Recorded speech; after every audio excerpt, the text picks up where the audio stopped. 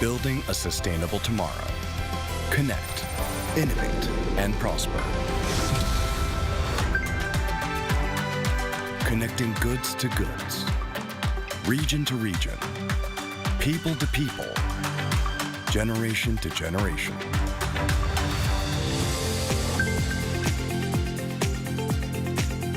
Facilitating innovation for all, closing the digital divide. Building an inclusive technology ecosystem, promoting digital innovation by deepening dialogues on AI.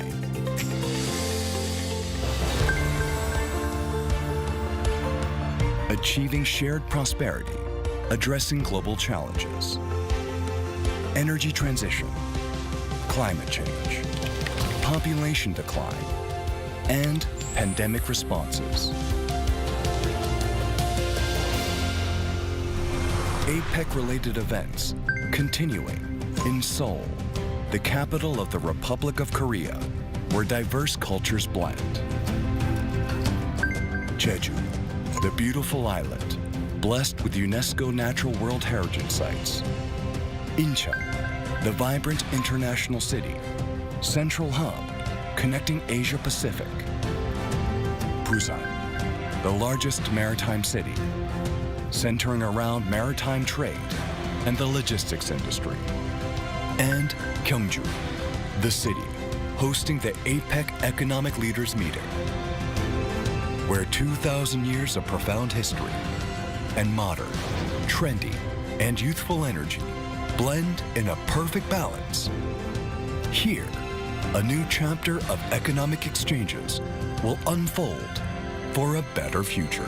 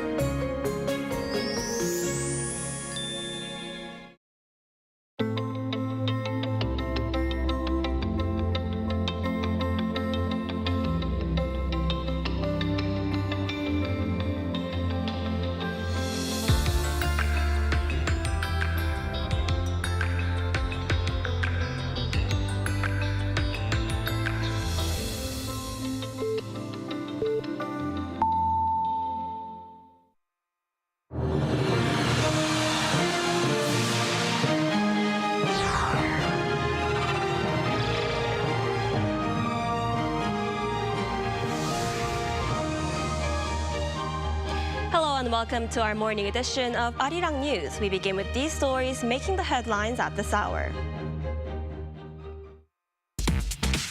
President Lee Jae-myung sat down for talks with leaders from Japan, NATO, the UK, and the United Nations on the sidelines of the G7 summit in Canada.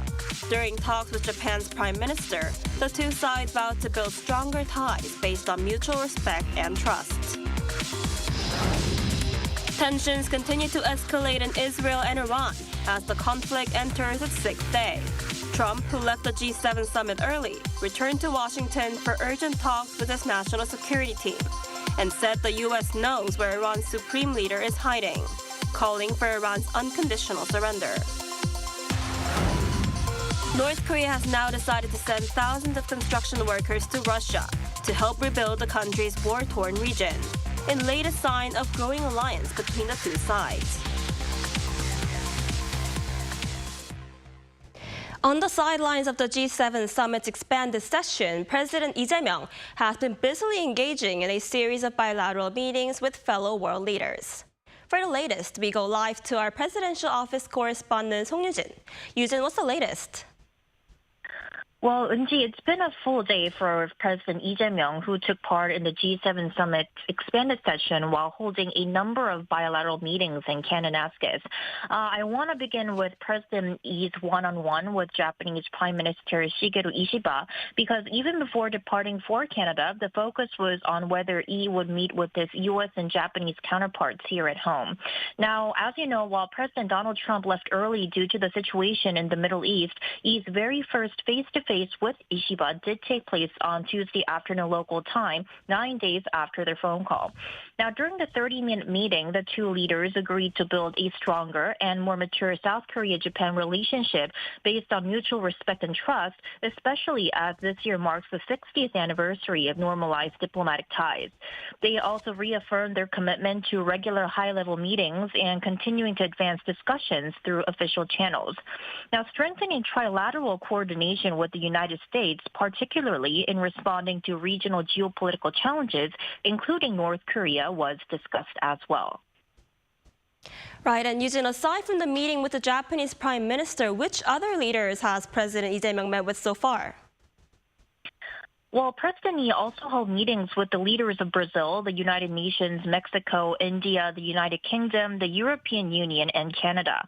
Now, for some key takeaways in talks with UK Prime Minister Keir Starmer, the two discussed upgrading their post-Brexit free trade agreement with the latest round of negotiations held in London back in March. And UN Secretary General Antonio Guterres proposed that President Lee speak at the UN General Assembly in September on the resilience of South Korea's democracy following last December's martial law declaration. Lee's final bilateral was with this year's G7 host Canada, where he and Prime Minister Mark Carney agreed to deepen cooperation on security and defense. Now, President Lee specifically mentioned Korean companies' participation in Canada's submarine acquisition program, with Canada aiming to finalize contracts by 2028. Both sides also shared serious concern over the worsening situation in the Middle East and called for a swift de-escalation. Meanwhile, economic cooperation was a key common theme in Lee's talks with the leaders of Brazil, the European Union, Mexico, and India. That's all I have for now. Back to you, Eunji. All right, thank you for that, Eugene. Leaders from around the world, not just those from the G7 group, met in Canada to address key global issues such as energy security. Among them was South Korea's new president, Jae Myung, who shared Korea's contributions for energy and AI. Our senior presidential office correspondent Yoon Jung-min starts us off. It was all smiles with a warm welcome in Kananaskis, Canada, as the group of 7 began its expanded session with an official welcome and a group photo, with the notable absence of U.S. President Donald Trump. Invited were several guest countries, including South Korea, Australia, and India, for some crucial discussions. For common problems in energy security, common opportunities in new technologies from information technologies, artificial intelligence, quantum computing, the need to have reliable supplies that this table can produce. The new South Korean leader Jae Myung took the opportunity on his debut on the global stage for multilateral summit diplomacy. His focus was on Korea's vision for diversifying energy, aiming to expand renewable energy and upgrade the country's power supply system at a time when there is more power demand due to the use of AI. Also addressed war security and critical minerals within the international framework and forging a global AI ecosystem, stressing Korea's role and contribution along the way. As Korea resumes its full-fledged diplomacy, the new president took the first step at the G7 summit, having unveiled Korea's visions for energy and AI. Now, many are watching whether more summit diplomacy would follow at the upcoming NATO summit next week. Yoon Jung-min, Arirang News, Calgary. Now, South Korean President Jae Myung is on his first diplomatic trip since taking office, as we just heard, and has engaged with leaders from countries including the UK and Japan. For more on the G7 summit and E's visit to Canada, we're joined by Professor Mason Ritchie, Professor of International Politics at Hankuk University of Foreign Studies. Professor Ritchie, thanks for joining us this morning. Thanks for having me. So President Lee Jae Myung held a bilateral meeting with the Japanese Prime Minister. What's your overall assessment of today's meeting, and how do you think President Lee should navigate relations with Tokyo throughout his term?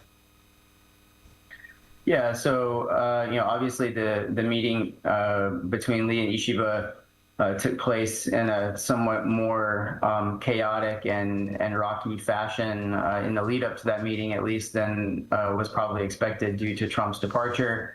That meant that what was possibly going to include a brief trilateral meeting ended up obviously only being bilateral. But it looks, at least at first glance, that Lee and Ishiba said all the right things about building up their bilateral relationship, working together to deal with international crises, including North Korea. Looking forward in the relationship rather than only backwards, while dealing with some of those historical issues in a parallel track, and taking another bite of the apple going forward on the trilateral relationship with the United States. So it sounds to me like they're, relatively speaking, off on a good path, and it sounds, at least at first, like Lee's cashing in on the campaign promise to indeed show something of a change of direction vis-a-vis Japan compared to the previous Democratic Party administration of Moon Jae-in. Right, and at the G7 summit, U.S. President Trump said kicking Russia out of the group was a mistake and even suggested that adding China is not a bad idea. Is Trump interested in turning the G7 back into the G8 or even expanding that to a G9 with China? So I certainly don't have any privy to what's going through Trump's mind in this regard. But if I had to guess, at the moment, this sounds like one of those times when Trump is musing out loud, thinking out loud about something that crosses his radar, that doesn't have any institutional support within the United States, and probably more importantly, doesn't have any institutional support in the other members of the G7. Europe simply isn't going to let Russia back into the G7 and turn it into a G8 again until the war in Ukraine winds down in some type of acceptable fashion for Europe. So I think that's one place to start. And frankly speaking, I don't see that there's much appetite for adding China to the G7 format either. Right, and as you mentioned, President Lee was not able to hold a meeting with Trump there as he had to leave the G7 early because of the conflict between Israel and Iran. How do you think the situation in the Middle East will unfold, and how could this possibly affect South Korea, do you think? Well, it's extremely uncertain, I think, what's going on right now in the Middle East in terms of the Israeli attacks against Iran, Iran's retaliation against Israel, and the role that the United States has played and will play going forward. But it sounds like the U.S. Is joining the conflict in some form or another. If you were to look at where the U.S. would probably bring the greatest value added in the short term, it would probably be some type of B-2 bomber run, or perhaps several runs of B-2 bombers with massive ordnance penetrators, what are colloquially known as bunker busters. There's a 30,000-pound version that the United States has that Israel can't deliver, that could be used to try to disable the Fordo nuclear enrichment facility. That's probably where I would think that the United States would have the most value added, and Trump would be perhaps most likely to use U.S. assets.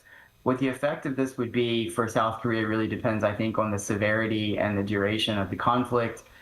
You could probably see a run-up in oil prices, although that's not guaranteed because the world has a much more complex oil supply structure than we used to have in previous Middle East conflicts. South Korea could potentially face some threats to some of its locals in the region, not only in Iran, but also in other neighboring countries.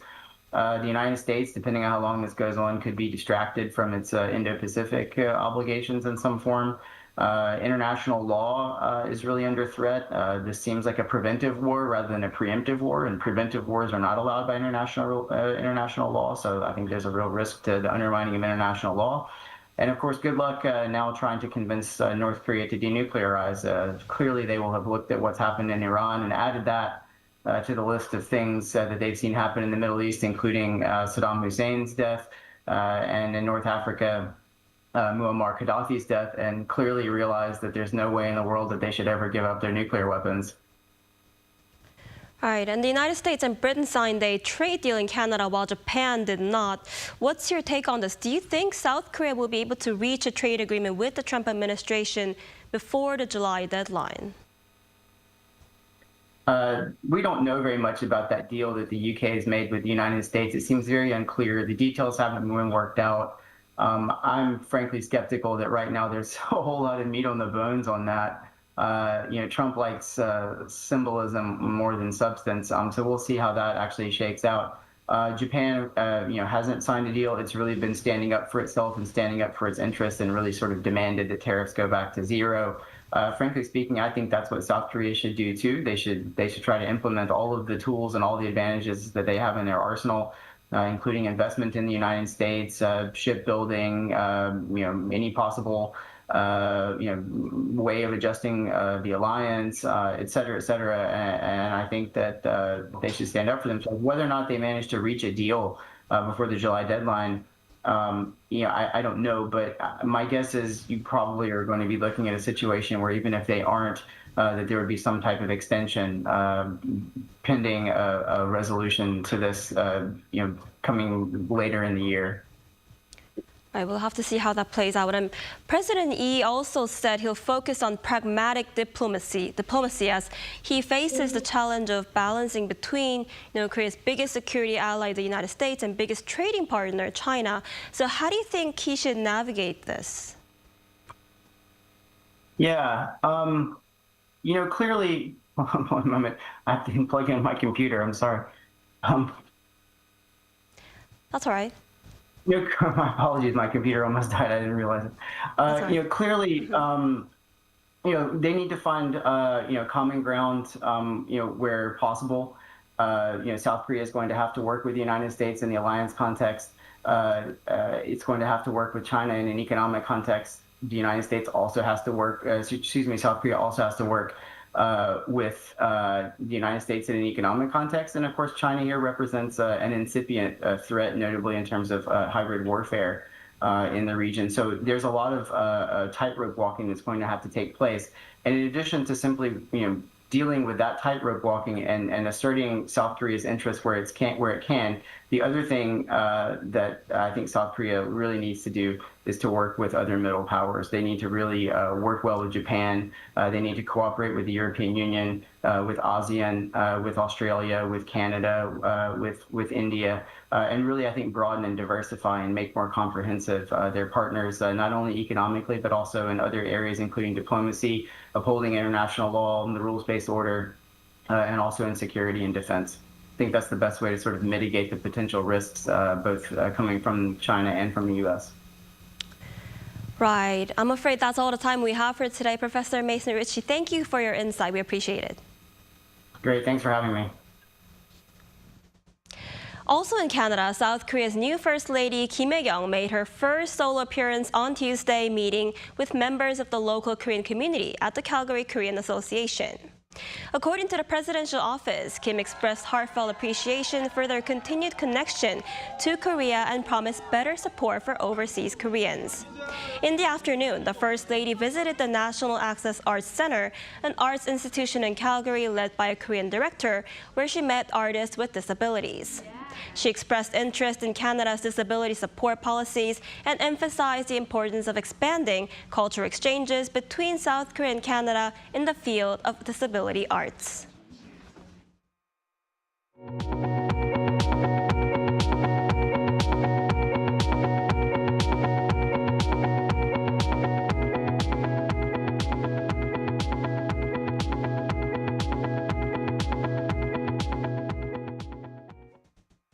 Amid escalating tensions in the Middle East, U.S. President Donald Trump cut short his participation in the G7 summit for urgent consultations at home. He's now warning that the U.S. knows where the Iranian leader is hiding, calling him an easy target. Our Muniran has more. As the conflict between Israel and Iran continues to escalate, U.S. President Donald Trump convened a National Security Council meeting in Washington. Taking to social media on Tuesday ahead of the talks, Trump warned that the U.S. knows where Iran's supreme leader is hiding and called for unconditional surrender. He added that while the Iranian leader is an easy target, they are not going to kill him, at least for now. Following the 18-minute NSC meeting, CNN reported that Trump is warming to the idea of using U.S. military assets to strike Iran, and that he spoke by phone with Israeli Prime Minister Benjamin Netanyahu. American strategic bombers equipped with bunker-busting munitions are seen as a key component of any potential operation aimed at disabling Iran's Fordo nuclear facility. According to Reuters, fighter aircraft have been deployed to the Middle East already, although U.S. military officials have emphasized their defensive nature. So far, Washington's involvement in the conflict has remained defensive, supporting Israel by helping intercept Iranian missile attacks. The U.S. already has significant military presence in the region, including troops, warplanes, and air defense systems equipped to neutralize aerial threats. While the White House has yet to issue an official statement regarding the outcome of the NSC talks, analysts suggest that the administration may also be preparing a diplomatic proposal alongside its military options. This would involve ending the Iranian nuclear program, Iran agreeing to not controlling any uranium enrichment capability, and then in return, the United States would lift economic sanctions. On Monday, Israel issued evacuation orders affecting 300,000 people in central Tehran. President Trump took to his social media platform on the same day, urging civilians to immediately evacuate the Iranian capital. The U.S. State Department has since launched a task force to assist American citizens and residents seeking to leave the region. As the situation unfolds, global attention is now on whether the United States will enter the Israel-Iran conflict with military support or push for peaceful negotiations. 문혜련, Arirang News. North Korea is sending thousands of military personnel to help rebuild a Russian city damaged by its war with Ukraine. The deployment marks a new phase in Pyongyang's deepening partnership with Moscow, one that now extends beyond the battlefield. Our North Korean affairs correspondent Kim Jung-sil has a story. North Korea is sending thousands of military construction workers to Russia's Kursk region, including 5,000 construction workers to rebuild damaged infrastructure and 1,000 sappers to clear the area of landmines. The decision was announced by Russia's top security official Sergei Shoigu after he met with North Korean leader Kim Jong-un in Pyongyang on Tuesday afternoon, their second meeting in just 2 weeks. It's a gesture of brotherly support from the North Korean people and their leader, Kim Jong-un. North Korea is believed to have already sent some 12,000 combat troops to Russia's Kursk region since October. South Korean intelligence says around 600 have been killed, with total casualties nearing 4,700. Analysts say Pyongyang's support isn't without strings, and it's likely expecting a payoff. North Korea will likely get advanced systems like the Pantsir air defense weapon and reconnaissance satellite technology. Professor Kim added that Pyongyang will also likely receive oil and food supplies in return, crucial support as it struggles under sanctions and isolation. Other analysts say the visit also reflects shared concerns over Washington's recent signals regarding the situation in the Middle East. With Trump doubling down on saying Iran must never get nuclear weapons, Russia may be reassuring North Korea, which has taken real risks for Moscow and still wants full recognition as a nuclear power. Pyongyang gave no details on the new deployment, but said the two sides exchanged views on global and regional issues and reached full consensus. Meanwhile, South Korea criticized the move, saying employing North Korean workers abroad violates UN Security Council resolutions and called on Pyongyang and Moscow to immediately stop their cooperation. Kim Jung-sil, Arirang News.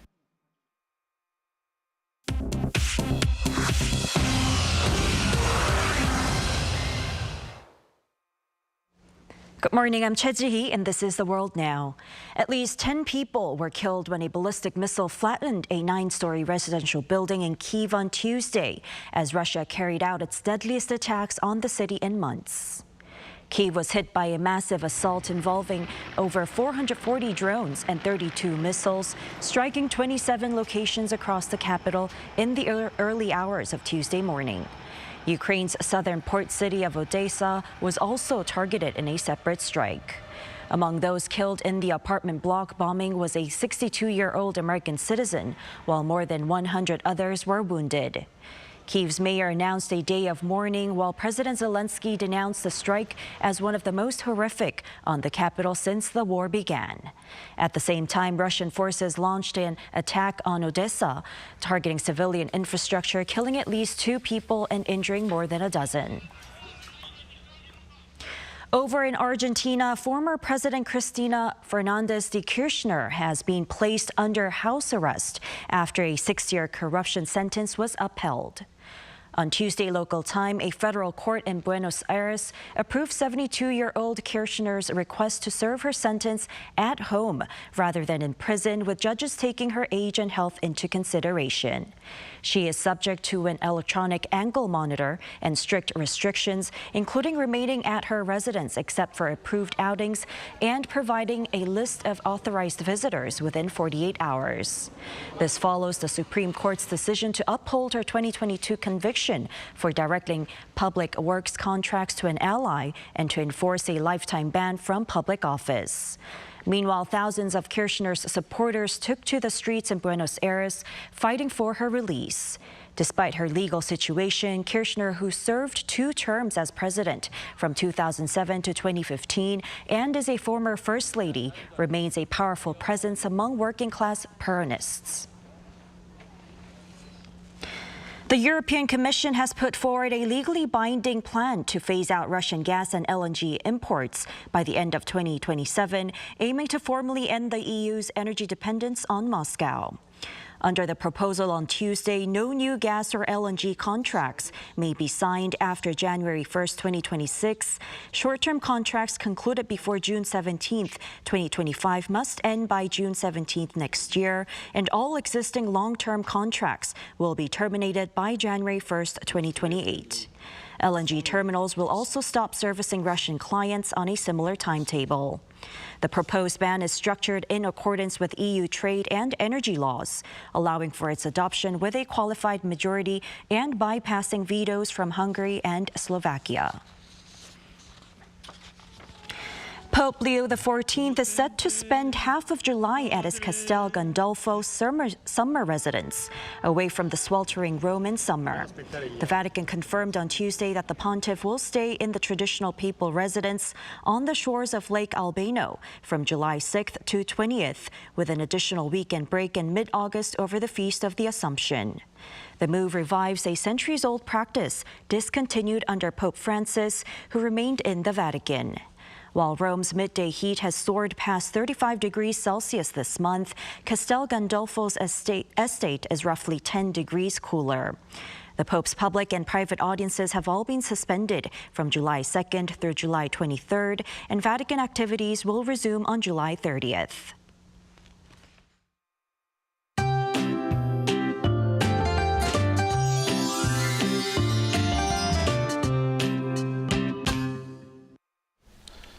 The heat is truly building day by day, and it's going to be a very warm one today. The capital will see the peak of this week's heat on Thursday, climbing to 32 degrees. Daegu will soar to even warmer daytime highs, so remember to stay well hydrated. The sun will be extremely strong as well, with very high UV levels expected. Then Seoul will be seeing a high of 31 degrees, Gwangju at 32. Meanwhile, following the start of the monsoon season on Jeju Island last week, monsoon rain will begin in both central and southern regions later this week. Be prepared for a strong start, as heavy rainfall is expected from the outset. The monsoon rains will begin in the central region tomorrow night, then expand to most other areas by Friday. Northern Gyeonggi-do and Gangwon-do can expect up to 80 millimeters, while other regions will see around 60 millimeters. So please get ready for the monsoon and stay safe in the heat today. Now that's all we have for this morning. Arirang News will be back at 5 p.m. Korea time. Thanks for watching.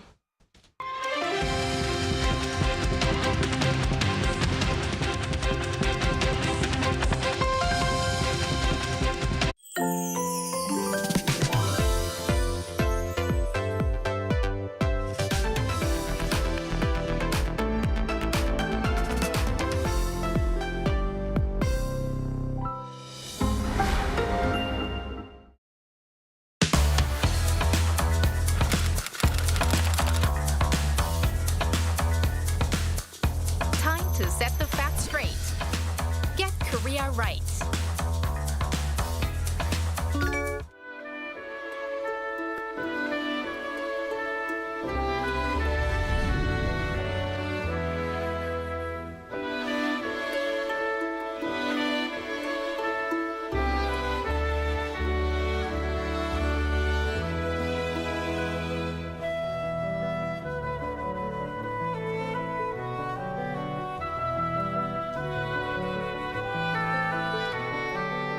안녕하세요. 방크에서 활동하는 박지은 연구원입니다. 한글은 600년의 역사를 가진 우리나라 고유의 문자인데요.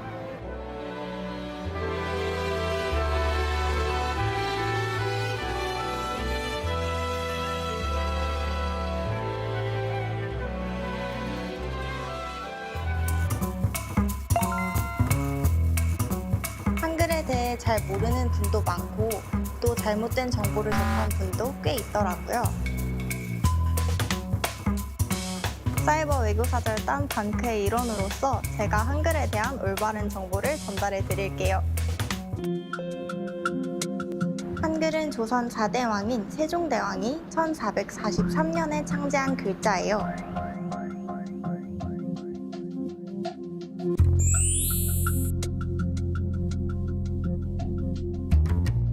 한글은 자음과 모음으로 구성되어 있는데요. 자음은 입술, 이, 목구멍과 같이 발음 기관의 모양이나 그 움직임을 본떠 만들었고요.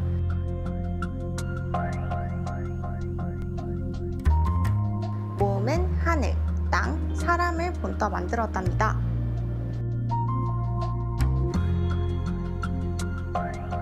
한글의 창제 원리와 사용법을 써놓은 훈민정음 해례보는 1962년 대한민국 국보로 지정되었고 1997년 유네스코 세계기록유산으로 등재되었습니다. 창적이고 과학적이며 아름다운 문자인 한글, 한국인의 위대한 문화유산입니다.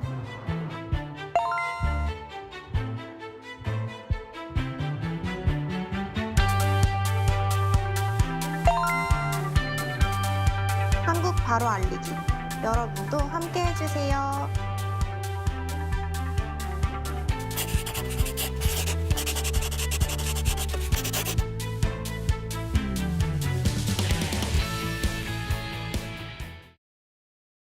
Arirang TV is conducting an overseas TV viewer survey to provide you with a better global broadcast service.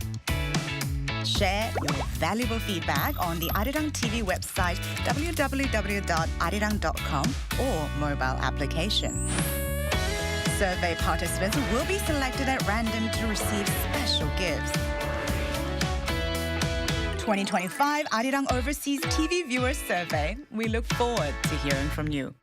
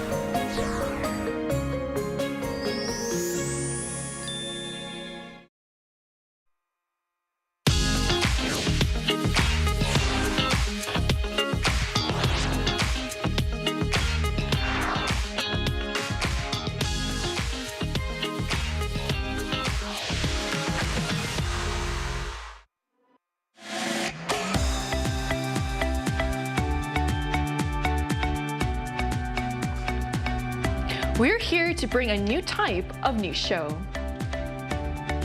New insight, new styles, and new topics every day. We are News Generation. Bringing news just for you.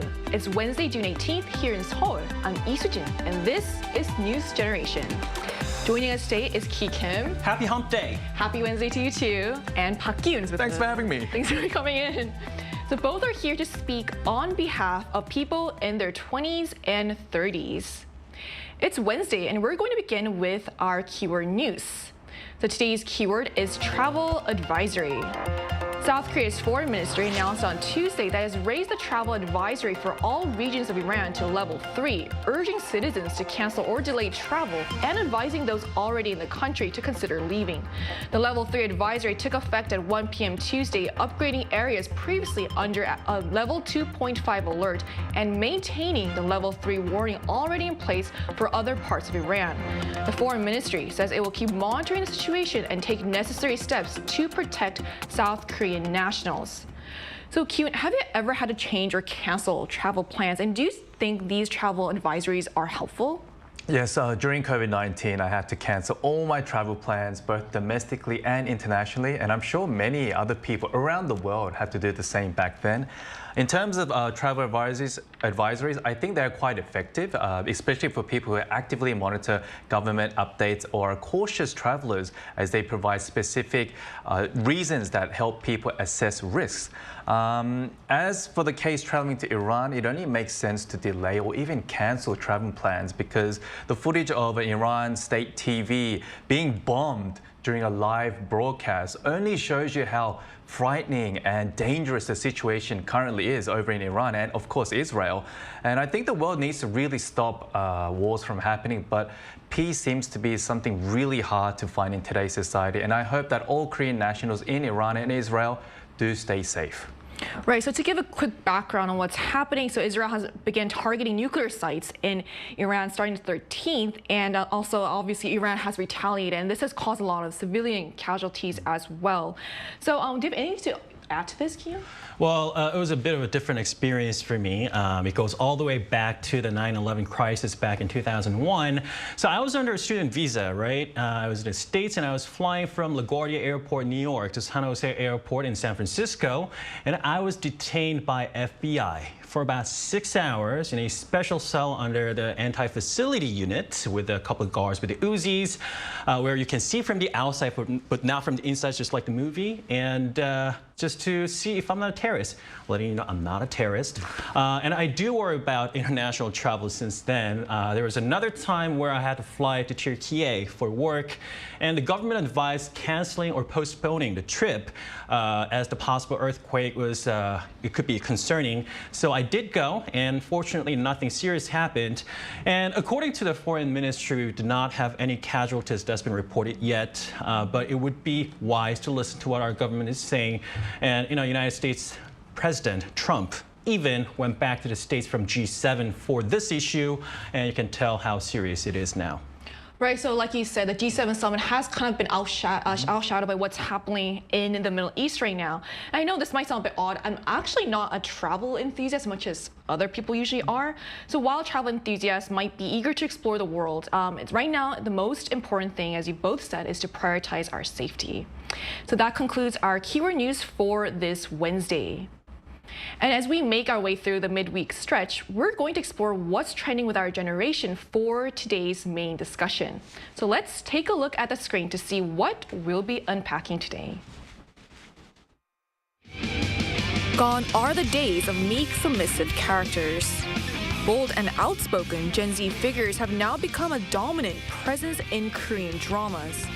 As young people grow increasingly vocal about their beliefs and unafraid to express themselves, dramas have also embraced characters who embody that fearless spirit.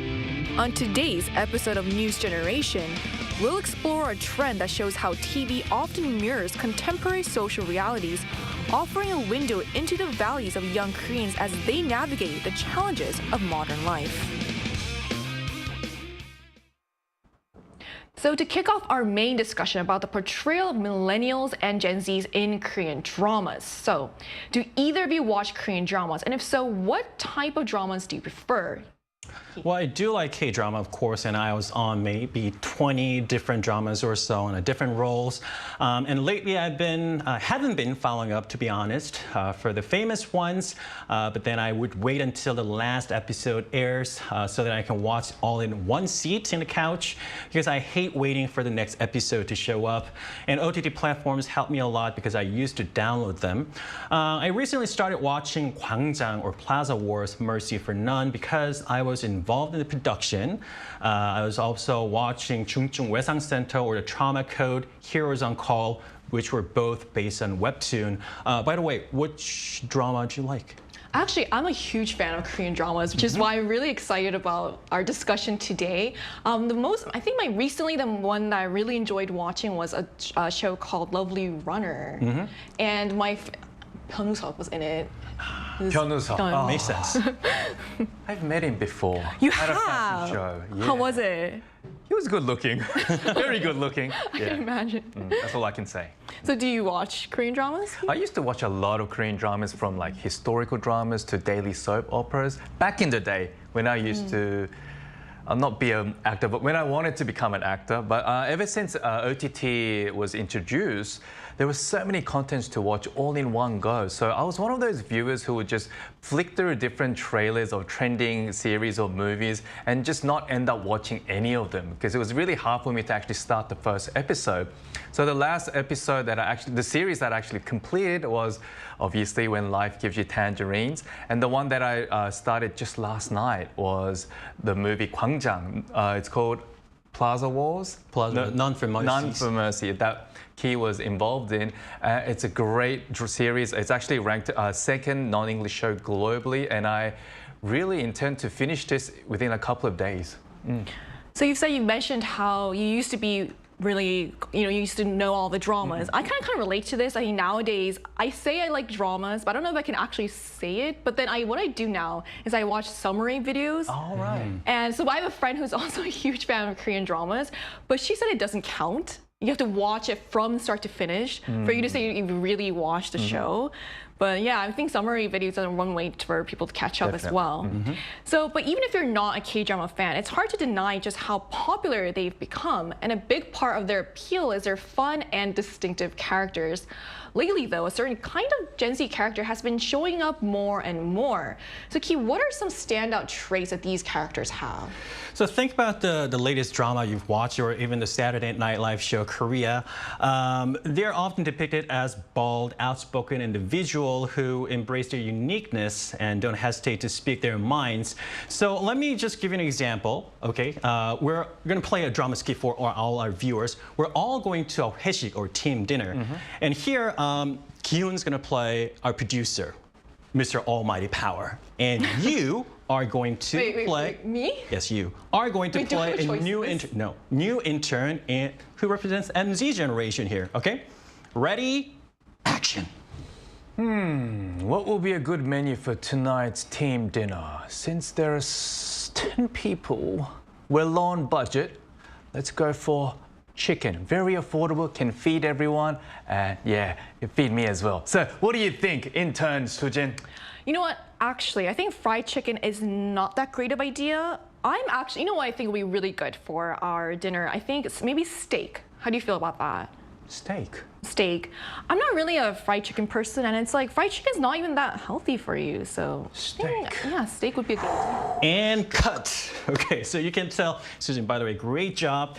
You can tell they're very straightforward, and they really tell what they want. So back then, between fried chicken and steak is way too expensive, and newbies really didn't say anything what the boss says. They didn't go against what the boss was actually saying, but things are different now. Of course, there's a bit of an exaggeration here to make the scene more interesting, but it's actually what I or my friends are seeing nowadays. And also, there's another trait of MZers, and they're portrayed as like free-spirited enough to work with earbuds on or even headphones on in the office. And they're seen as very individualistic and not afraid to really voice their opinions, even to their seniors. So we'll show you another trait of our MZ generation with another skit to depict another trait. So here we go. So Kion is going to play a senior role, and I'm going to be the junior, okay? Here we go. Action! So, Kyun? Yes. Kyun? So, can you bring me that PowerPoint slide that I gave you yesterday? Which PowerPoint? The PowerPoint slide that I told you to do yesterday.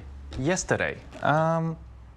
That would not be possible because you asked me to do it yesterday, so I cannot finish it by now. If I do, it will not be complete, and I don't want to present something that is not complete. By the way, you never told me a deadline, so I cannot finish it by today. Cut. Again, this was made for just pure entertainment, so maybe these scenes were somewhat exaggerated, but it does highlight the negative aspects of the younger generation in offices by kind of somewhat overgeneralizing and portraying them as like a rude generation.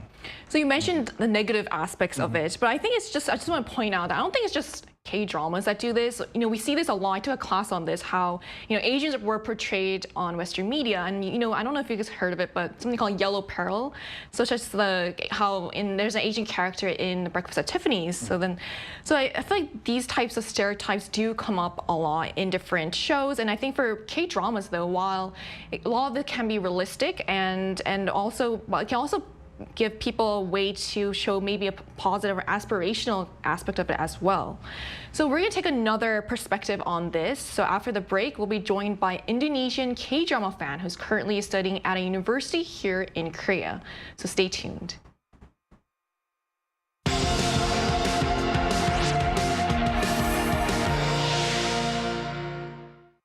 NewsGen wants to hear from you. Go to YouTube and search our channel Arirang News. Click Community and leave a comment down below. Make a new type of news with us.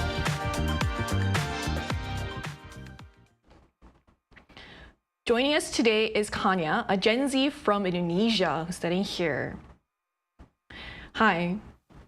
Hi, hello. Hi. So how would you describe the millennial and Gen Z characters in Korean dramas? I heard you're also an avid watcher of Korean dramas. Yeah, I actually watched several K-dramas recently too. So personally, I think there's a distinctive trait between these two age generations. And it's often portrayed like it reflects the South Korea's evolving social and cultural landscape as well. So millennials, in my opinion, are shown to have a more calm and laid-back personality, but often, like in career, they're like sort of like navigating their career instability, and like there's intense social pressure and also like delayed adulthood in a sense. And they tend to like face challenges like job insecurity, overworking, and emotional burnout, if you see in like office dramas. And like it emphasizes the quiet resilience and like healing and the struggle to meet like the national or like traditional expectations around success, relationships, and family. And in contrast with Gen Z characters, like they're more likely to be portrayed as tech savvy and like energetic or outgoing, expressive, confident, and like emotionally more vulnerable, and at times individualistic. And their stories are often revolving around self-expression, mental health, identity, and like navigating social pressures with a greater willingness to question norms and like speak against injustice. And characters like this frequently reflect the current trends in fashion and aesthetics also. And though millennials in K-dramas are often defined by survival and reflection, Gen Z characters bring a more emotionally like raw, socially aware, and like visually more expressive energy to the screen. So Kanya, thank you. You've been studying in Korea for how long now? It's been 3 years now. 3 years. So do you think those traits reflect real-life millennials and Z and you met in Korea?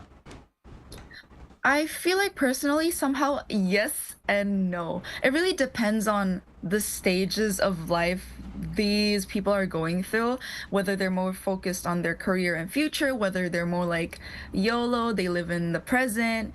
And so some are truly enjoying their youth and some are balancing it out and some are more concerned. And so it really depends on what they focus on in life more, I guess. Now, how are millennials and Gen Zs portrayed in media in your country, Indonesia? What are some distinctive traits that you've noticed? So I feel like there are some similarities that I found between Gen Z and millennials back home in Indonesia and in Korea also. And so back home, millennials are seen to be more old styled or old fashioned because how they're used to work or live with older generations as well. And they're more often like calm and reserved, some like millennials here. And they sometimes try or like create effort to blend in with Gen Z, but often get left out with the trends. And they also adapt a more like healthy lifestyle and like a more balanced lifestyle since most of them are reaching 30s as of right now. And for example, like a trend that's been going on is like on Saturdays, they would go out, play tennis, golf, or like paddle on the weekends before doing brunch or grabbing matcha with their friends, which could be a fun thing, or like maybe night runs after work and like those activities. And whereas Gen Z is often seen as sort of a more like confident and rebellious packed schedule type of characters or people back home. And while they balance the fun, they are also the type of people that would stick to their ground, even if they're right, regardless. Like, for example, they're facing a senior at work. They wouldn't mind arguing and voicing out their opinion if they think it's right. And as of hanging out or social life, millennials usually hang out from like the afternoon until like around 10 before they go back and like rest properly, whereas like Gen Z, they would hang out till it's quite late. So I feel like that's the difference between the two generations. Right, it was really interesting to see to hear about how just Gen Zs in general, and you can kind of see how they tend to stand their ground, as you said. So thank you so much for sharing your insight today and for giving us your time today. You're welcome. Thank you. Thank you. So we just heard what a university student thinks about the way Gen Z is portrayed in Korean dramas. We also conducted a poll on the Arirang News YouTube channel asking viewers how they think people in their 20s and 30s are portrayed in Korean films and TV. Here were the results. 63% of the respondents said they were depicted as characters that speak their minds without hesitation. And 22% said they were shown as quiet but standing up for justice. And 15% saw them as upbeat and unique. So the poll also shows that a majority of people agree that Korean dramas portray millennials and Gen Zs as bold and outspoken. Why do you think people or young people are portrayed this way?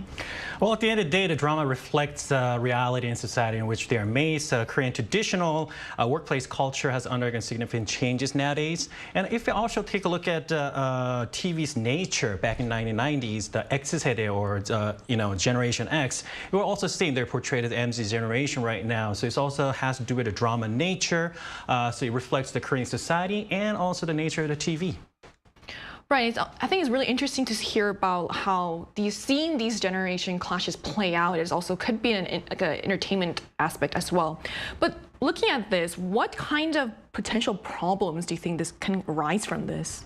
So dramas can serve as an opportunity to better understand the other generation. So in real life, generational conflict can be very stressful, but dramas allows us to observe it from a step back.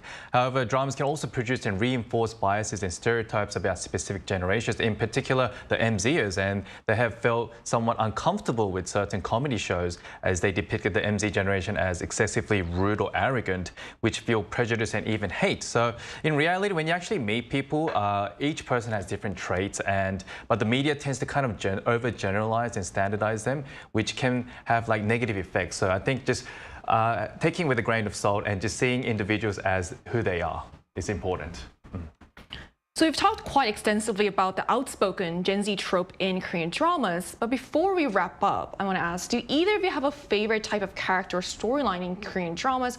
But what's one thing you think viewers should keep in mind while watching these portrayals? Well, I love Park Se-ro, played by Park Seo-joon in Itaewon Class, how he finally won that revenge against the villain. And I also love Park Eun-bin from Woo Young-ho from The Extraordinary, Attorney Woo, or Seom-ok from The Castaway Diva or Moondue Diva. I like characters who give a positive note to the viewers, but one thing to remind you that a lot of these could be far from the reality because again, it's a drama, right? So please keep that in mind. Try to differentiate the reality and actually what's happening in the drama. Right, Hyun? I completely agree with Ki. Dramas are just dramas. It's made and intended for just pure entertainment. So being able to really differentiate from your real life to these characters in the dramas can really help you to enjoy the dramas to the fullest. I really personally enjoy the confident Gen Z characters because for me, I feel like I can live vicariously through these characters. And I also personally believe that the best way to deal with what may feel like you said, exaggerated stereotypes is to focus on perhaps the positive aspects. In the case of Gen Z portrayals, it's more meaningful to appreciate traits like their honesty or their independence and drive rather than getting caught up in the negatives. So that brings us to the end of our episode, but NewsGen will be back tomorrow at 10:30 a.m. Korea time. Big thanks to Ki Kim. Thank you. Thank you for coming in, and Park Gi-yoon for joining us today. Glad to have you. And to all our viewers, thank you for watching, and we hope you have the best day. We are News Generation.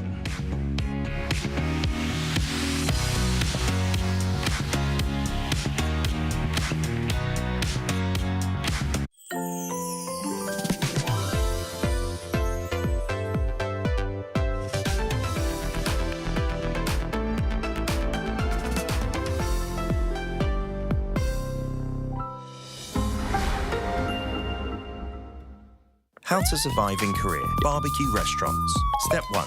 Taking care of your clothes. Put your jacket in the plastic bag. Seal it tight. If the stool flips open, store your clothes inside. Wearing light colors? Grab an apron. It's the best defense against oil splatter and smoke.